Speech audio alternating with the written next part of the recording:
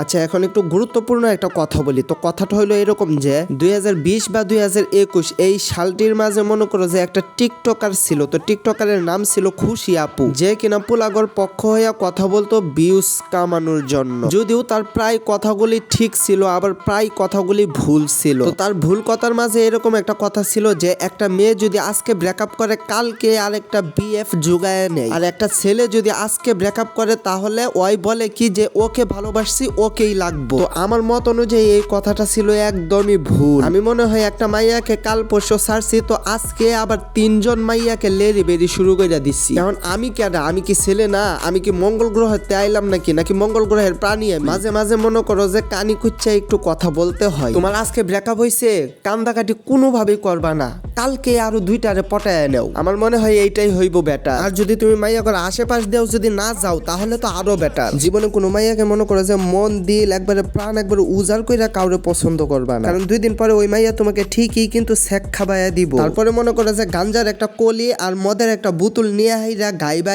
এই গান। নেশার নৌকায় পাংখা লাগাইছি